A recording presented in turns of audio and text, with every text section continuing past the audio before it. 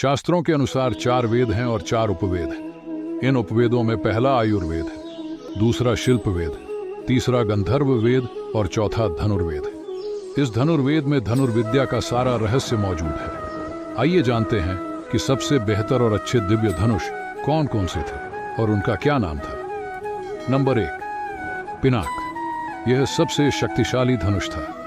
संपूर्ण धर्म, योग और विद्याओं की शुरुआत भगवान शंकर से होती है और उसका अंत भी उन्हीं पर होता है। भगवान शंकर ने इस धनुष से त्रिपुरासुर को मारा था।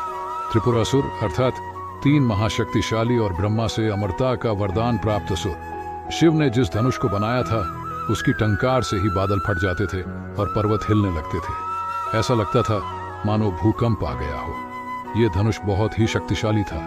इसी के एक तीर से त्रिपुरासुर की 3 नगरियों को ध्वस्त कर दिया गया था। इस धनुष का नाम पिनाक था। देवी और देवताओं के काल की समाप्ति के बाद इस धनुष को देवराज इंद्र को सौंप दिया गया था।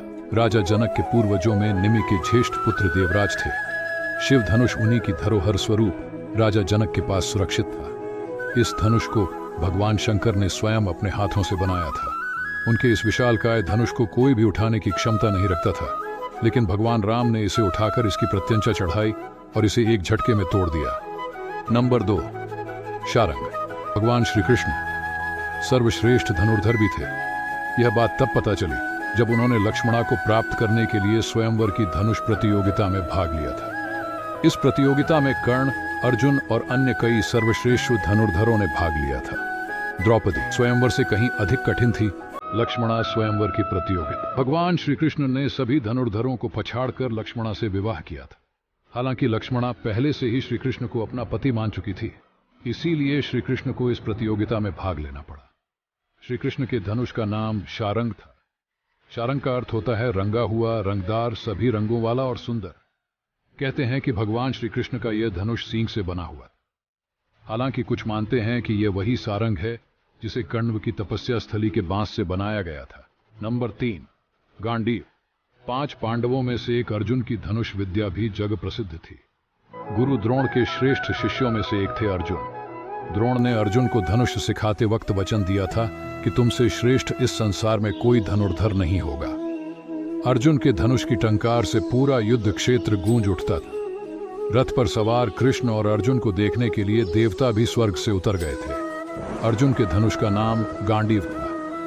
नंबर 4, कोदंड। एक बार समुद्र पार करने का जब कोई मार्ग नहीं समझ में आया तो भगवान श्री राम ने समुद्र को अपने तीर से सुखाने की सोची और उन्होंने तरकश से अपना तीर निकालकर प्रत्यंचा पर चढ़ाया ही था कि समुद्र के देवता प्रकट हो गए और उनसे प्रार्थना करने लगे थे। भगवान श्री राम को सर्वश्रेष्ठ धनुर्धर माना जाता है। हालांकि उन्होंने अपने धनुष और बाण का उपयोग बहुत मुश्किल वक्त में ही किया। बहुत कम लोगों को मालूम होगा कि भगवान राम के धनुष का नाम कोदंड था। कोदंड एक ऐसा धनुष था जिसका छोड़ा गया बाण लक्ष्य को भेद कर ही वापस आता था। ऐसे ही और वीडियो देखने के लिए वीडियो को लाइक और चैनल को सब्सक्राइब जरूर करें। नंबर 5, विजय।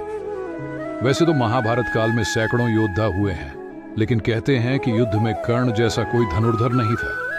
कवच और कुंडल नहीं उतरवाते तो कर्ण को मारना असंभव था। कर्ण के अर्जुन और एकलव्य से श्रेष्ठ धनुर्धर होने का प्रमाण यह है कि कर्ण के तीर में इतनी ताकत थी कि जब वे तीर चलाते थे और उनका तीर अर्जुन के रथ पर लग जाता था तो रथ पीछे कुछ दूरी तक खिसक जाता था। कृष्ण अर्जुन से कहते थे कि जिस रथ पर मेन और हनुमान विराजमान हैं, उसके इस तरह पीछे धकेले जाने से पता चलता है कि कर्ण की धनुर्विद्या में बहुत बल है। कर्ण के धनुष का नाम विजय था। भगवान परशुराम ने कर्ण को अपना विजय नामक धनुष प्रदान किया था और उसे ये आशीर्वाद दिया था कि तुम्हारी अमिट प्रसिद्धि रहेगी। विजय एक ऐसा धनुष था कि किसी भी प्रकार के अस्त्र या शस्त्र से खंडित नहीं हो सकता था।